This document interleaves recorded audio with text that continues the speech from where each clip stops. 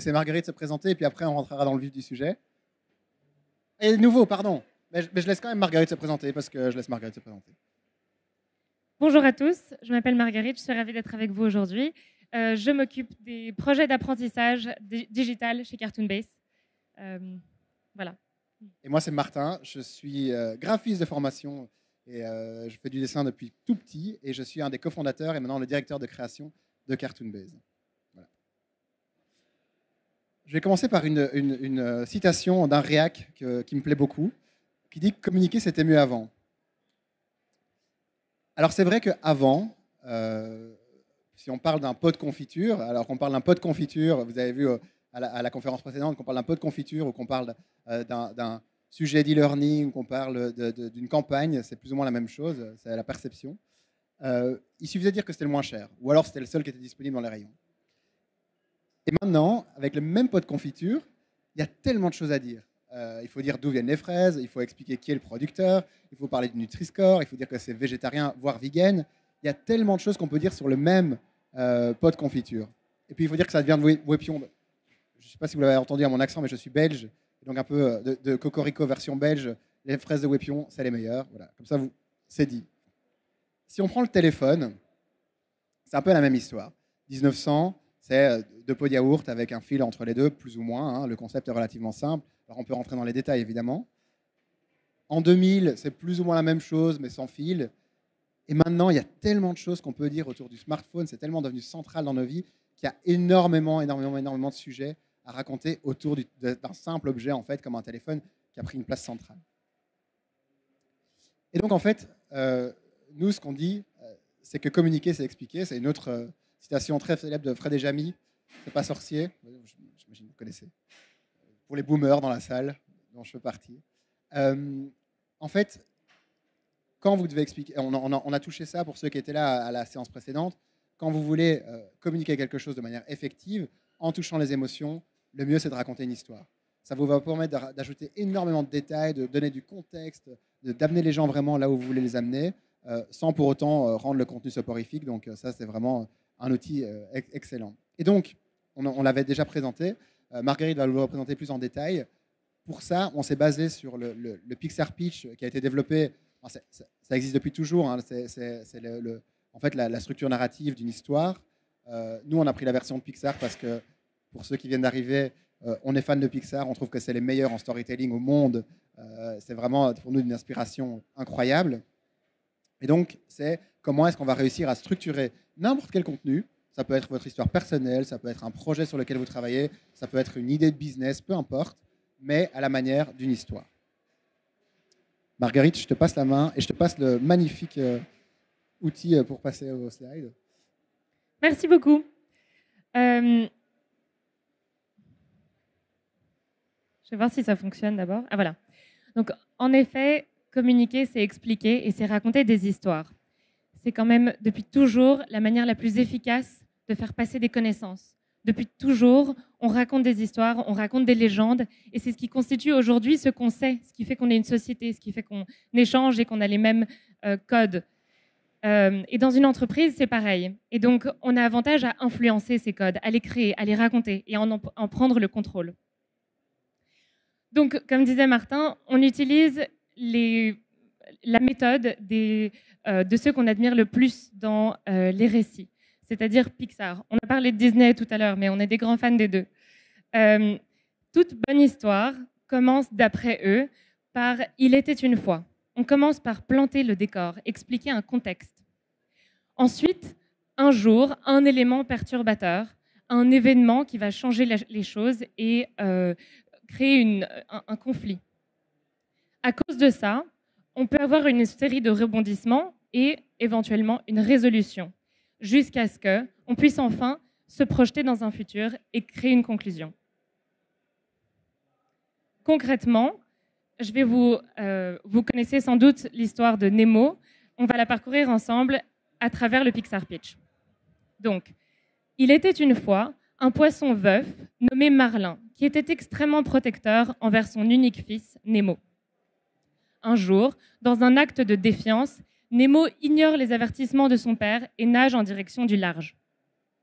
À cause de ça, Il est capturé par un plongeur et se retrouve dans l'aquarium d'un dentiste à Sydney. Marlin entreprend un voyage pour retrouver Nemo en sollicitant l'aide d'autres créatures marines en chemin.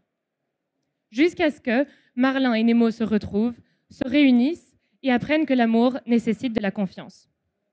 Comme vous pouvez le constater, cette conclusion, cette chute, n'aurait aucun sens si on n'était pas au courant du contexte qui a permis de commencer cette histoire.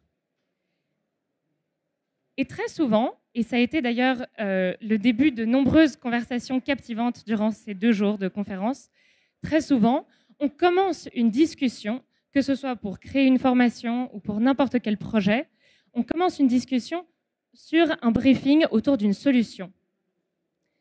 On parle tout de suite en formation des objectifs d'apprentissage, des features qu'il faudra absolument inclure dans notre projet. Et à cause de ça, on a tendance à expliquer le contexte et le dénouement qui a permis d'amener cette solution. Et donc, évidemment, l'impact que ce déroulement va pouvoir provoquer.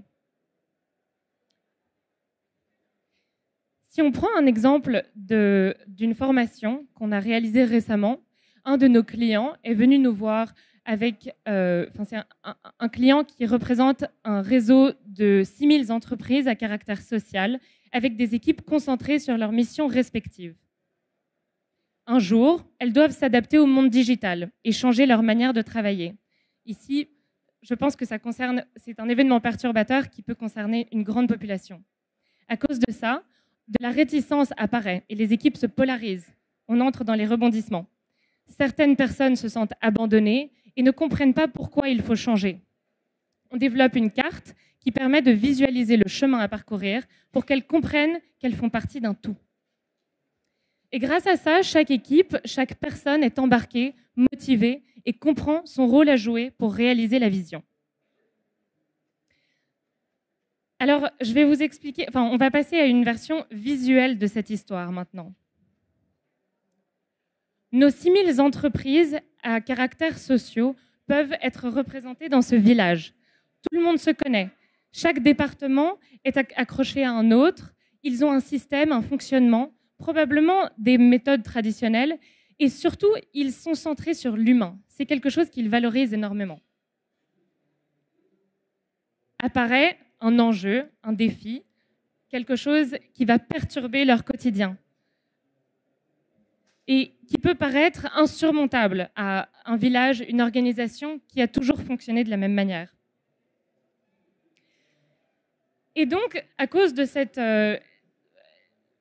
il faut que je revienne un tout petit peu en arrière parce que les images que je vous montre viennent de la solution digitale qu'on a créée et dans laquelle on a produit ces visuels qui permettent vraiment d'embarquer tout le monde dans cette histoire et de leur permettre de les visualiser en tant que faisant partie de ce changement. Donc, grâce à cette carte, ils peuvent se retrouver, ils se visualisent eux-mêmes face à l'enjeu, face à cette montagne qui peut leur paraître insurmontable. Et on découvre aussi de l'autre côté quel est l'objectif final, donc où ils aimeraient se retrouver. Évidemment, sur cette carte, on identifie aussi qu'il y a différents obstacles qui se présentent. Par exemple, on voit que certaines parties de la carte sont scindées, qu'il y a des différentes personnes qui vont devoir être mieux accompagnées que d'autres. On voit qu'il y a des personnes, des éléments qui sont complètement ensemble et d'autres qui sont plus séparés. Et grâce à ça, chacun peut se retrouver dans le tout et s'identifier à son propre parcours et donc participer au changement et participer à la vision. Et donc retrouver aussi son parcours de formation et l'intégrer dans son travail en comprenant tout à fait le sens et l'impact dans son organisation au sens large et surtout dans sa mission initiale qui est à caractère social. Donc on retrouve l'humain du début. Alors, je vous propose, ou plutôt, peut-être que Martin voudrait... Oui, je te le repasse. Merci beaucoup, Marguerite. Alors, bon, on a dit que c'était un workshop. Je ne m'attendais pas à avoir autant de monde, pour être tout à fait honnête. Donc, on ne va pas pouvoir se mettre à 3, 4 et commencer à travailler sur des histoires individuelles pendant les 20 prochaines minutes, malheureusement. Par contre, je pense que ça vaut la peine de travailler un petit peu ensemble et de participer, voire même poser des questions. Je vais peut-être revenir un instant au Canva. En fait, vous voyez, et Marguerite l'a bien illustré avec l'exemple de Nemo, c'est pas anodin que la courbe soit comme ça. Vous voyez que en fait, le grand de l'histoire se passe dans le à cause de ça. Mais comme l'a dit Marguerite, il faut vraiment pas négliger le contexte. Si vous, à un moment vous dites, OK, vous devez changer, mais vous ne m'expliquez pas pourquoi, ben, c'est beaucoup plus difficile évidemment d'embarquer les gens dans un changement. Si vous dites, OK, il faut changer, voilà le contexte actuel, mais que vous ne dites pas, voilà vers quoi on va, voilà pourquoi ça devrait être mieux, ça peut aussi poser problème. Je pense qu'il faut être extrêmement, extrêmement précis sur quelle histoire on va raconter et aussi sur la manière dont on a de la visualiser. Je pense que quelque chose qui fonctionne très très bien, c'est quand on doit dessiner par exemple un métier, une interaction, quelque chose qui se passe en ce moment, admettons un processus par exemple de vérification de sécurité d'un produit. Si on le dessine, si on raconte l'histoire de cette vérification, puis qu'on vient montrer où est l'élément perturbateur, comment est-ce que ça va impacter ces gens-là, quelle va être l'histoire après, avant, après, c'est extrêmement puissant pour expliquer aux gens comment et pourquoi on va changer. D'accord. Bon, je sais il y a aussi quelque chose aussi qu'on n'a pas encore évoqué et je pense qu'il est important. Et ça, on l'a évoqué dans la précédente conférence, mais je vais refaire un petit point là-dessus. C'est que ça n'amuse personne de voir une histoire où tout se passe toujours bien, où c'est tout droit, où c'est super. Alors, il y avait des gens qui comprenaient rien au digital, et puis il y a eu la formation, et puis tout le monde comprenait le digital. Super, personne ne va y croire, et personne ne va être embarqué là-dedans. Pour que ce soit crédible, pour que ce soit vrai, il faut qu'on explique aussi les détours. Il y a eu parfois des choses qui n'ont pas marché. On a testé des trucs, ça a marché plus ou moins bien, parce que nous aussi, pour nous, c'était nouveau peut-être quand on a créé cette formation. Avoir des détours et des détours dans la partie à cause de ça, je pense que c'est extrêmement intéressant et extrêmement important. Donc n'hésitez pas à dire, ben voilà, par exemple, j'ai fait ça, j'ai raté, on a appris ça, ça, ça et ça nous a permis d'être meilleur dans tel ou tel domaine, et maintenant on pense qu'on a la meilleure solution, en tout cas on espère qu'on a la meilleure solution pour vous amener vers cette vision. Donc pas hésiter à prendre des détours, c'est ce qu'on a vu avec le Roi Lion pour ceux qui étaient là dans la première séance, pour arriver à votre histoire, tant qu'évidemment ça sert votre objectif. Alors maintenant, je vais vous demander un petit exercice, tout simple. On va commencer individuellement. Imaginez une histoire que vous voulez raconter. Alors ça peut être une histoire très personnelle, parce qu'on parle du contexte. Le contexte, ça peut être vous. Ça peut être, il était une fois, moi, au salon Learning Technology à Paris. Ça peut tout à fait être ça. Ou ça peut être aussi l'élément déclencheur. Je faisais ma formation comme ça, et puis j'ai été à Learning Technology, et ça c'est l'élément déclencheur. À cause de ça, j'ai appris qu'on pouvait faire 1, 2, 3, 4, 5, jusqu'à ce que je puisse plus embarquer mes collègues vers... Donc, je vais vous demander de faire l'exercice pour vous. Alors, ça peut être un projet personnel, si vous n'avez pas envie que ce soit pour un projet de votre boîte, ou si vous êtes en train de, je sais pas moi, vous reconvertir professionnellement, ça peut être votre histoire, ou alors ça peut être un projet de votre boîte. Je vais vous donner, allez, on va faire ça très rapidement, en 4-5 minutes maximum. Essayez de le faire, et puis après, si vous voulez, vous le partagerez avec votre voisin, votre voisine de gauche ou de droite, pour recevoir du feedback. Ça vous va? Peut-être avant ça, est-ce que vous avez des questions? Est-ce que c'est clair pour tout le monde? Oui? Super, allez-y, mettez les mains dans le cambouis. Vous avez de quoi noter? Sinon, vous avez des smartphones, ça marche aussi. Et vous pouvez même vous amuser à prendre un cas de contenu sur lequel vous travaillez. Comme ça, vous pourrez avoir directement des feedbacks d'une audience qui n'est pas au courant. Vous allez pouvoir venir ici et avoir le feedback de tout le monde, devant tout le monde. Ou pas, hein, c'est vous qui choisissez.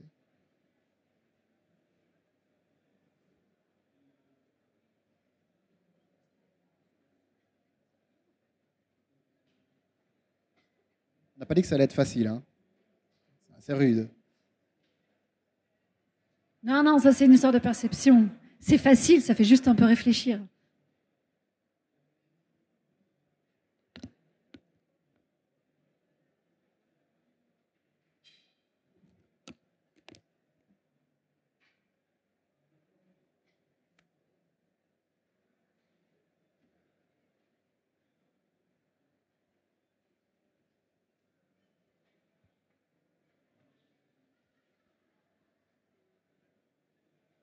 Alors, je n'ai pas laissé 5 minutes, mais est-ce que quelqu'un a une bribe? Est-ce que quelqu'un a envie de partager, en tout cas un point de départ? On peut peut-être même le faire ensemble si vous voulez. Je vous écoute. Attendez. Vous avez 3 micros d'un coup. Merci. J'ai réfléchi le truc sur un projet que je dois faire. Donc, je dois créer une petite formation sur la visite en fait de quelqu'un qui rentrerait dans un data center. Donc ça donne des données de sécurité. Et je me posais la question en même temps que je racontais à ma voisine, si je le racontais en mode narratif, avec une histoire, je suis Dr Gadget, je dois me rendre à un data center et j'ai des données de sécurité que je dois prendre en compte, où ça arrête est-ce que mon client va trouver ça crédible? Déjà, c'est la première question. Et est-ce que je peux aller dans ce côté un peu Pixar, Disney voilà. C'est une très très bonne question. Je pense qu'en fait, il y a deux choses qui doivent être prises séparément. Il y a la structure de l'information. Et je pense que ça, c'est un très bon moyen, en fait, mémotechnique, de vous dire, je ne vais pas oublier le contexte, je ne vais pas oublier la vision, je ne vais pas oublier les étapes pour y arriver. Après, il y a la métaphore qu'on va mettre dessus. Il y a le curseur de l'humour. Est-ce qu'on va faire une vidéo? Est-ce qu'on veut inventer des personnages? Est-ce que ça va être un petit renard? Peu importe. Ça dépend vraiment de votre client. Mais je pense que ce qui est intéressant de vous dire, tiens, OK, je rentre dans un data center, mais qui rentre dans un data center? Ça s'approche presque des méthodes du design thinking, en fait. On va se mettre à la place de la personne. Mais c'est qui rentre dans un data center? C'est quoi le contexte? Est-ce que c'est quelqu'un qui travaille déjà là-bas? Est-ce que c'est quelqu'un qui ne travaille pas déjà là-bas? Thomas parlait tout à l'heure, si vous étiez là, du fait de devoir dessiner quelque chose, de devoir mettre une image sur quelque chose, ça force à être très précis. Et en fait, ce n'est pas n'importe qui rentre dans un data center. C'est peut-être un employé qui est déjà intégré, qui a déjà, je sais pas moi, tous les codes d'accès ou pas. Donc, ça va vous forcer à vraiment ramener du détail. Donc, vous pouvez tout à fait prendre un truc hyper simple. Donc, quelqu'un qui est déjà onboardé rentre dans un data center. À cause de ça, il doit, je ne sais pas moi, donner quelques informations, et puis après, vous racontez votre histoire. Donc, ça peut rester très factuel, ça ne doit pas forcément être humoristique. Mais si je peux ajouter quelque chose, c'est aussi une manière intéressante de ne pas perdre de vue l'impact que ça peut avoir. Donc, souvent, quand on parle d'une formation sur la sécurité, on a l'impression qu'on a tout vu, qu'on sait déjà de quoi il s'agit. Alors qu'en ayant bien planté le décor, pour vraiment comprendre l'avant et après, par exemple, une intervention qui se soit bien ou mal passée, ça peut changer complètement en proposant cette formation d'une manière, comme un élément crucial pour pouvoir bien faire son travail, ça permet aussi de changer la perception de cette formation. Est-ce que vous avez d'autres questions? Ou d'autres, peut-être, bribes d'histoire que vous voulez partager et qu'on développe ensemble? Bonjour, j'aimerais juste savoir, est-ce qu'il y a uniquement ce type de format ou vous en avez d'autres? Très bonne question. On en a d'autres. Et d'ailleurs, on a une petite sélection de workshops qui sont disponibles en ligne et que vous pouvez accéder avec ce QR code. Et il y en a plusieurs qui sont, par exemple, on parlait de tone of voice tout à l'heure, sur comment, la jauge d'humour ou bien de dérision qu'on peut mettre dans une formation. Ici, celui-là, c'est un workshop intéressant qui vous permet d'avoir cette discussion avec vos clients. Celui-ci, c'est pour aider vos clients et vos équipes à se projeter dans des futurs différents de leur contexte actuel, donc à travers des journaux, comment est-ce qu'ils parleraient d'eux-mêmes sur la couverture d'un journal. Il y a un truc, donc ça, c'est des workshops qu'on a fait, en fait, on a découvert, ça fait longtemps qu'on travaille avec un outil qui s'appelle Miro, qui a en fait un tableau blanc, j'imagine tout le monde connaît, j'ai jamais vu autant de têtes qui ah oui, je suis devant le QR code, ah excusez-moi, voilà, je suis nul, désolé. Je vous laisse flasher, puis je reviens. De nouveau le boomer, vous pouvez faire une photo de moi si vous voulez. On utilise Miro depuis super longtemps, et puis il n'y a pas longtemps, on a découvert le Miroverse, qui permet de faire des templates qu'on donne gratuitement à la communauté Miro, et donc vous pouvez utiliser ces templates pour faire des workshops, soit en digital, soit en présentiel, mais ça marche très bien aussi. Vous présentez et vous faites juste une prise de notes sur Miro. Le workshop de magazine, c'est assez sympa. En fait, c'est un exercice de prospective, donc c'est se mettre dans le futur, c'est de nouveau se raconter des histoires. Et pour ça, l'histoire, elle est toute simple, c'est de se dire, voilà, prenons une entreprise, je sais pas, qui travaille dans une grande entreprise que tout le monde connaît ici. Levez la main, donnez un nom, ou je donne un nom au hasard. Engie, grande entreprise. Ce qui est marrant avec l'exercice des magazines, c'est, on va dire, imaginez, est-ce que vous pensez que Engie sera en couverture de Vogue dans 5 ans? Qui dit oui? Une personne. En fait, ce qu'on force les gens à faire, c'est de dire, voilà, NJ est en couverture de Vogue, on est dans 5 ans, NJ est en couverture de Vogue, pourquoi? Et en fait, rien que ce changement de perception, les gens vont se dire, ah mais oui, mais peut-être qu'en fait, avec le renouvelable, il y a eu un truc, on a créé des vêtements qui, machin, créent de l'énergie avec, j'en sais rien. Il y a moyen vraiment de se mettre dans une... Et là, à ce moment-là, on va rentrer dans un mode de divergence, de brainstorming, on va avoir plein d'idées qui vont nous permettre d'avoir peut-être quelques-unes qui sont bonnes à la fin. Donc voilà, c'est le genre de workshop qu'on crée et qu'on donne gratuitement, donc n'hésitez pas à aller voir si ça vous intéresse, ils sont là.